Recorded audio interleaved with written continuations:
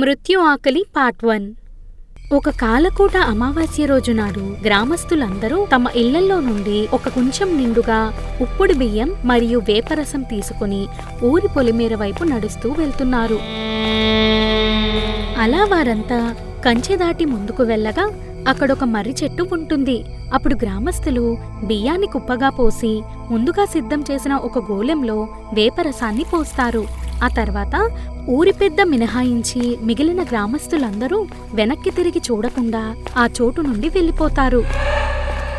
అప్పుడు ఊరి పెద్ద కళ్ళు మూసుకుని, నీ ఆకలి మాకు మృత్యువు, నీ ఆకలి మాకు మృత్యువు. ఆ మాటను ఊరి పెద్ద 11 సార్లు అన్న తర్వాత మర్రి చెట్టుకు దూరంలో ఉన్న కంచె వద్ద ఒక దీపం వెలిగిస్తాడు. ఆకలి ఆకలి. ప్రతి కాలకూట అమావాస్య రోజునాడు రవిపూడి గ్రామస్తులు ఈ విధంగా మర్రి చెట్టు వద్ద ఆహారం పెడతారు. ఒకవేళ ఊర్లో ఎవరైనా బియ్యం మరియు వేపరసాన్ని మర్రి చెట్టు వద్ద సిద్ధం చేయకపోతే వారు అదే రోజు రాత్రి ఆకలి బాధతో అలమటిస్తూ ప్రాణాలు కోల్పోతారు. ఆ మరుసటి రోజు గ్రామస్తులు వారి శవాలను మర్రి చెట్టు వద్దకు తీసుకెళ్లి వదిలేస్తారు. ఇంకెంతమందిని మనం కోల్పోవాల్సి ఉంటుందో ఏంటో. పోనీ ఊరు వదిలి వెళ్ళిపోదామంటే ఇల్లు పొలాలను వదిలి ఎక్కడకు వెళ్ళగలం? నువ్వు చెప్పింది నిజమే. మనం బ్రతుకులు ఇలా ఉండాలని రాసిపెట్టి ఉంటే ఎవరు మాత్రం ఏం చేయగలరు? ఒకవైపు ఊర్లో పరిస్థితులు ఇలా ఉండగా రవిపూడికి కొన్ని మైళ్ల దూరంలో ఉన్న వెంకటాపురం అనే గ్రామంలో గోపాల్ అనే వ్యక్తి తన భార్య సుజాతతో కలిసి నివసిస్తున్నాడు. గోపాల్ ప్రతిరోజు క్రమం తప్పకుండా పనికి వెళ్తాడు. కానీ భర్త సంపాదనతో సుజాత అసంతృప్తి ఉంటుంది. దాంతో వారిద్దరి మధ్య ఎక్కువగా మాటామాట వచ్చేవి. ఏంటయ్యా ఈ డబ్బులు? నువ్వు తీసుకొచ్చే డబ్బులు మన తిండికే సరిపోతుంది. ఇలాగైతే కష్టం. నేను చేసే పనికి బంగారం ఎవ్వరు కదా సుజాత. ఎంత చెట్టుకు అంతే గాలి వీస్తుంది. ఈ వెటకారపు మాటలకి ఏం తక్కువ లేదు, చిచ్చి అని సుజాత తన భర్త మీద విసుక్కుంటుంది. ఈ విధంగా ప్రతిరోజు వారి మధ్య గొడవలు జరిగేవి. మరోవైపు అధీరా కైరాలు కలిసి మకిలి అనే ఒక దెయ్యాన్ని బంధించడానికి ప్రయత్నిస్తున్నారు. ఆ సమయంలో దెయ్యం కంటి నుండి వచ్చిన శక్తి కారణంగా బుడత దెయ్యం దూరంగా వెళ్లి పడుతుంది. కొద్ది సమయం తర్వాత వారిద్దరూ దెయ్యాన్ని ఒక జాడీలో బంధిస్తారు. బుడత, నువ్వు బానే ఉన్నావు కదా? ఏమో తెలియదు కైరా, నిన్ను చచ్చిపోతాననిపిస్తుంది. నువ్వు చచ్చాకే ఈ రూపంలోకి మారేవు బుడతా, అది మర్చిపోకు. మీ మాటలు కట్టి పెట్టండి. బుడత దెయ్యం ఎన్నో సందర్భాల్లో అధీరా వాళ్లకు సాయం చేసింది. ఇప్పుడు బుడత దెయ్యం ఈ పరిస్థితిలో ఉండడం వల్ల అధీరా ఒక నిర్ణయం తీసుకుంటాడు. అదే విషయం అక్కడున్న కైరాకు వివరిస్తూ, మనకు తోడుగా ఉండే బుడత కోసం ఒక శక్తి ఇవ్వాలనుకుంటున్నాను కైరా. మంచి ఆలోచన. ఇంతకీ బుడతకివ్వబోయే శక్తి ఏంటి అధీరా? ఇచ్చేదేదో గుద్దితే కొండలు పిండయ్యాలంటే శక్తి ఇవ్వండి గురూజీ. ఏదైనా సందర్భంలో నీకు ప్రమాదం ఉందనిపిస్తే రక్షణ చక్రం సృష్టించుకునే శక్తిని ఇవ్వబోతున్నాను బుడత. అధీరా తనలో ఇమిడి ఉన్న ఒక శక్తితో ఒక చిన్న ఆయుధం సృష్టిస్తాడు. ఆ తర్వాత బుడత దెయ్యానికి ఆయుధమిచ్చి ప్రమాదం సమయంలో ఉపయోగించమని చెప్తాడు. ఆ సమయంలో బుడత దెయ్యం తనకంటూ ఒక శక్తి ఉన్నందుకు ఎంతగానో సంతోషిస్తుంది. సుజాత, ఓయ్ సుజాత, ఆకలేస్తుంది, అన్నం పెట్టు. వెధవ జీవితం, పోయి ఈ కొంపలో పడ్డాను. తింటున్నప్పుడు నీ నసుకుడేంటి? ఏం లేదులే, మీకేమైనా చెప్తే ఆరుస్తారా తీరుస్తారా? ఏదైనా ఉంటే సూటిగా చెప్పు సుజాత. ఈ డొంక తిరుగుడు మాటలు దేనికి? అప్పుడు సుజాత తన మనసులో మాటను బయటపెడుతుంది. ఎన్నాళ్ళు ఇలా గొడ్డులా కష్టపడతారండి? మనం కూడా ఏదైనా వ్యాపారం చేస్తే జీవితాలు మారుతాయి కదా. వ్యాపారం చేయడానికి మన దగ్గర డబ్బులుండాలి కదా సుజాత. సొంత ఊర్లో మనకున్న పొలం అమ్మేస్తే వ్యాపారానికి కావాల్సిన డబ్బులు వస్తాయి. ఏమంటారు? నీ ఉద్దేశం ఏంటి? మనం పొలం అమ్మడానికి సొంతూరు వెళ్ళాలా? అసలు ఆ ఊర్లో పరిస్థితుల గురించి నీకు తెలుసు కదా. మళ్ళీ పోయి ఆ ఊరు వెళ్దామంటావేంటి? భర్త మాటలను సుజాత ఏమాత్రం పట్టించుకోదు. ఎలాగైనా పొలం అమ్మి తీరాల్సిందేనని సుజాత తన భర్త మీద ఒత్తిడి చేస్తుంది. దాంతో వేరే దారి లేక గోపాల్ సరేనని ఒప్పుకుంటాడు.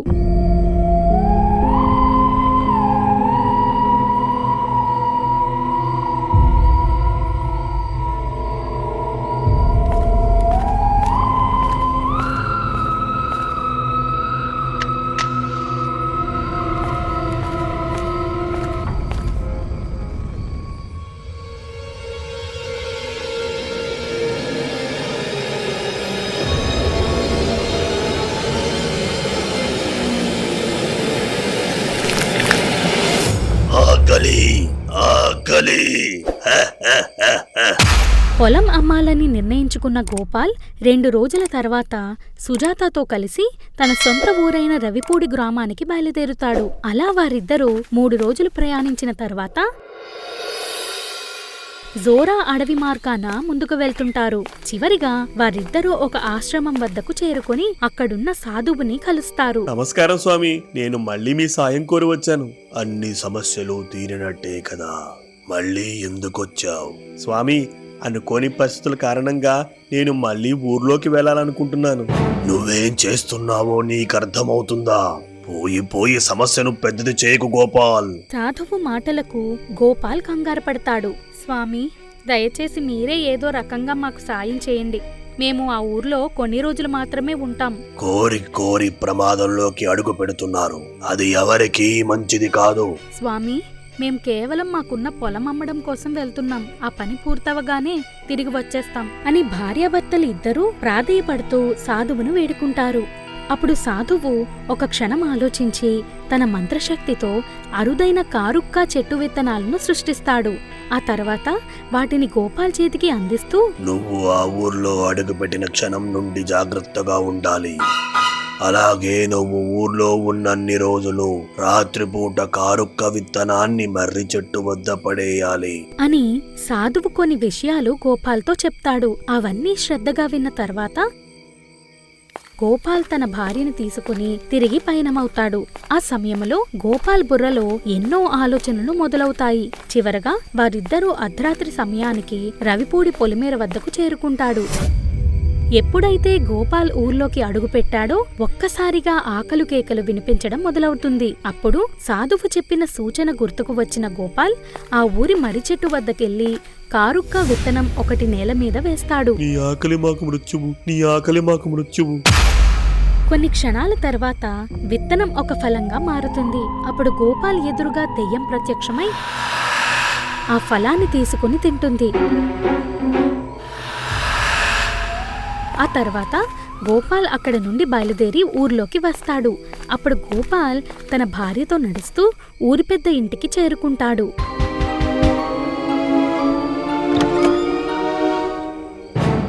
గోపాల్, నువ్వేంటి ఇక్కడికి వచ్చావు?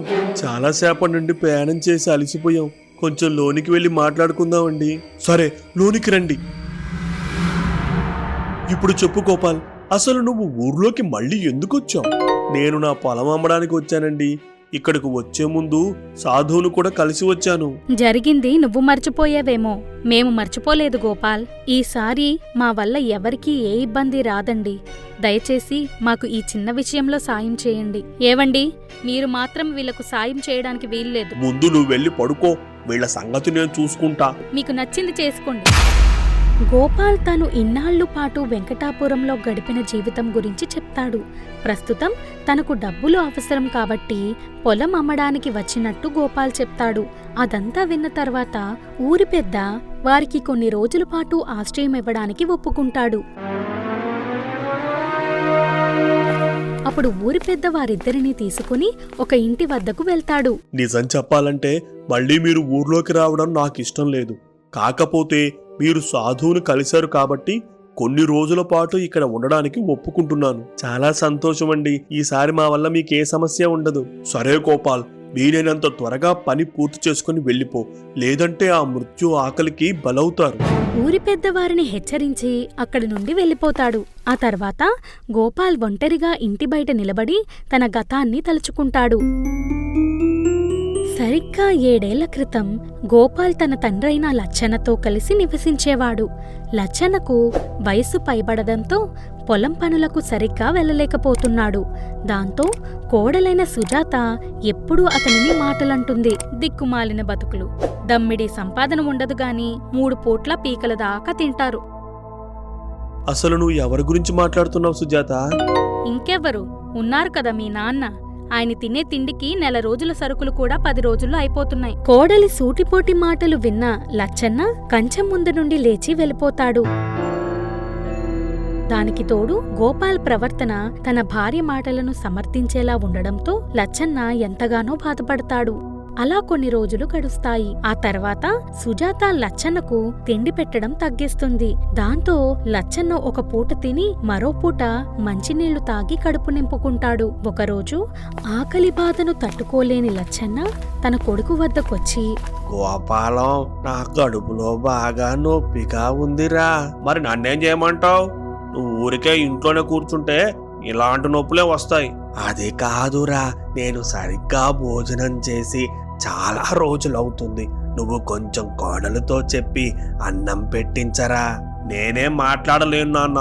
కావాలంటే నువ్వు ఏదైనా కూలి పని చేసి డబ్బులు సంపాదించు. ఆ తర్వాత నీకు నచ్చిన వంటలు చేసి పెడుతుంది. కొడుకు మాటలకు ఏమనాలో అర్థం కాక లచ్చన్న బాధగా అక్కడి నుండి వెళ్ళిపోతాడు. ఆ తర్వాత లచ్చన్న ఊర్లో ఒంటరిగా నడుస్తూ ఏదైనా పని దొరుకుతుందేమో అని ప్రయత్నిస్తాడు. కాని ఏ పని దొరకదు.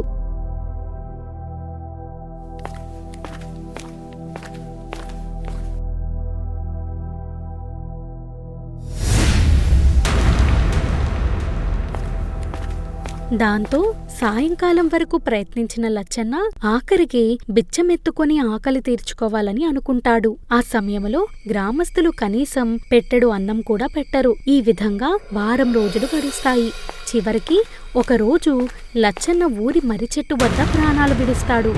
లచ్చన్న కాలకూట అమావాస్య రోజునాడు చనిపోవడంతో భయంకరమైన దెయ్యంగా మారుతాడు. ఏమండి, మీ నాన్న చచ్చారు కదా అని పెద్ద కార్యం చేయాలనే ఆలోచనలు ఏం పెట్టుకోకండి. అవన్నీ నేనెందుకు చేస్తాను సుజాత?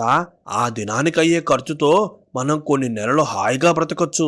గోపాల్ కనీసం తన తండ్రి ఆత్మ శాంతి కోసం పెద్ద కార్యం కూడా జరపడు. ఒకరోజు రాత్రి భార్యాభర్తలిద్దరూ భోజనం చేస్తున్న సమయంలో ఆకలి ఆకలి ఆకలి.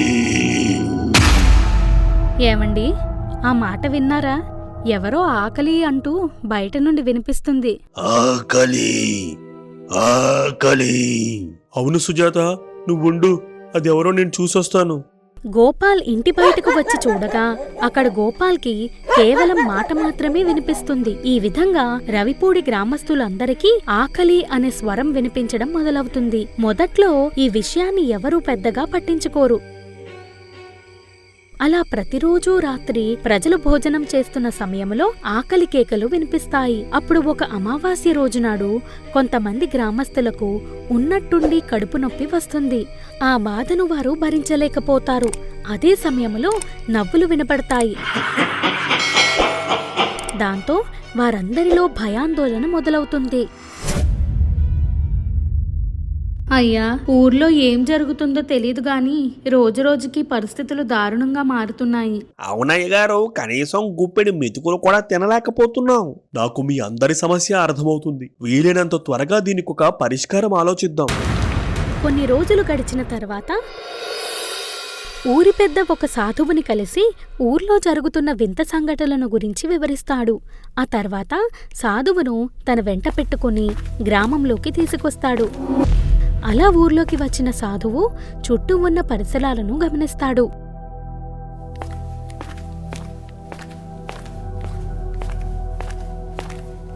స్వామి, కొన్ని రోజుల నుండి మా అందరికీ వింత వింత అరుపులు వినిపిస్తున్నాయి. ఈ సమస్యకు మూలం తెలుసుకోవాలంటే దృశ్యక్రియను పాటించాలి. అప్పుడు పరిష్కారం గురించి ఆలోచిద్దాం. సరే స్వామి. సాధువు ఆ రోజు చీకటి పడిన తర్వాత గ్రామస్తులను కాగడాలు పట్టుకుని ఇళ్ల బయట నిలబడమని చెప్తాడు. ఆ సమయంలో వెలుగుతున్న కాగడాలు ఒక్కొక్కటిగా ఆరిపోతాయి. చివరగా గోపాల్ పట్టుకున్న కాగడా వెలిగి ఉండడంతో సాధువు అతని ముందుకొస్తాడు. అప్పుడు వెలుగుతున్న కాగడా మీద బూడిద చల్లినప్పుడు గాల్లో దెయ్యం రూపం కనపడుతుంది. అది చూసి గోపాల్ ఆశ్చర్యపోతాడు. ఈ ఊరిలో పరిస్థితులకు కారణం చనిపోయిన నీ తండ్రి లచ్చన్న. స్వామి, మీరే ఏదైనా చేసి మమ్మల్ని ఈ సమస్య నుండి బయటపడేయండి. అవును స్వామి, ఈ ఆకలి కేకలు వినలేకపోతున్నాం. లచ్చన్న ఆత్మను అదుపు చేయడం కష్టం, కానీ మీరు మృత్యు ఆకలి బారిన పడకుండా ఉండడానికి ఒక మార్గం ఉంది. ఆ మార్గం ఏంటి స్వామి? మొదటిది, నువ్వు నీ భార్యతో సహా ఈ ఊరు వదిలి వెళ్లిపోవాలి. రెండోది, గ్రామస్తులందరూ ప్రతి కాలకూట అమావాస్య రోజు నాడు ఉప్పుడు బియ్యంతో వేపరసం తీసుకొని లచ్చన్న చనిపోయిన మర్రి చెట్టు వద్ద ఆహారంగా సిద్ధం చేయాలి. అప్పుడు లచ్చన్న ఆత్మ అదంతా భుజించి శాంతిస్తాడు.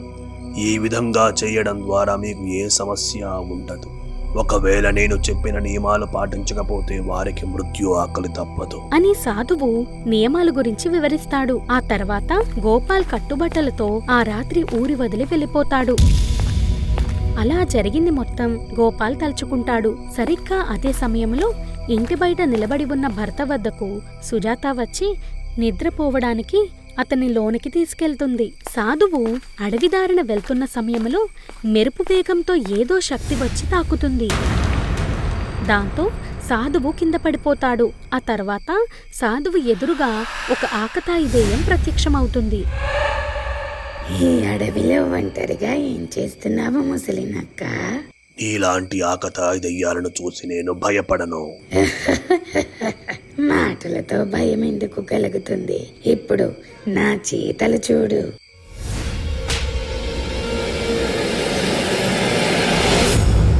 సాధువు తన మీద ప్రతిదాడి చేయడంతో ఆకతాయి దెయ్యం కోపంగా ఉంటుంది. అదే సమయంలో ఒక కుందేలు కంట పడడంతో వెంటనే ఆకతాయి దెయ్యం ఆ కుందేలును పట్టుకుని సాధువును బెదిరిస్తుంది. దాంతో ఆ శక్తులను దెయ్యం మీద ఉపయోగించడం మానేస్తాడు. అదే అదునుగా చేసుకున్న ఆకతాయి దెయ్యం ఒక అగ్నిగోళం సాధువు మీదకు ప్రయోగిస్తుంది. ఆ సమయంలో ఆకాశం మీద నుండి ఊడిపడినట్టు బుడత దెయ్యం వచ్చి ఒక రక్షణ చక్రం సృష్టిస్తుంది. నా పనికి అడ్డుపడుతున్నావు. ఎవరు నువ్వు? నా పేరు బుడత. ఈ రోజు నేను మీకు మాత మోగిస్తాను. ముందైతే తలబడి చూడు. నేను ఒక్కసారి బరిలోకి దిగితే దప్పుడు బుడత దెయ్యం మాట్లాడుతున్న సమయంలో రెక్కల దెయ్యం వచ్చి ఆకతాయి దెయ్యం మీద దాడి చేస్తుంది. ఆ సమయంలో రెక్కల దెయ్యం పదే పదే దాడి చేయడంతో ఆకతాయి దెయ్యం అక్కడి నుండి పారిపోతుంది. మరోవైపు బుడత దెయ్యం సాధువుతో ముచ్చట్లు పెడుతుంది.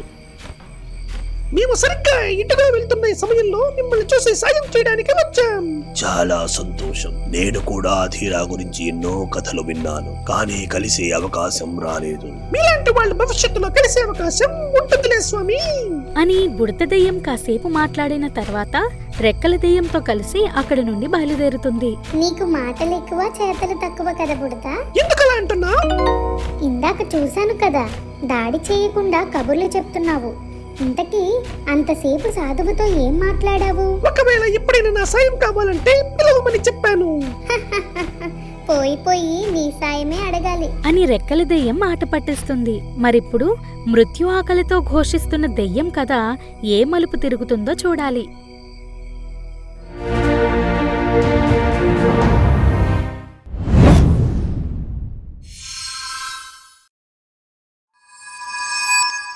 For more horror stories, please subscribe our channel.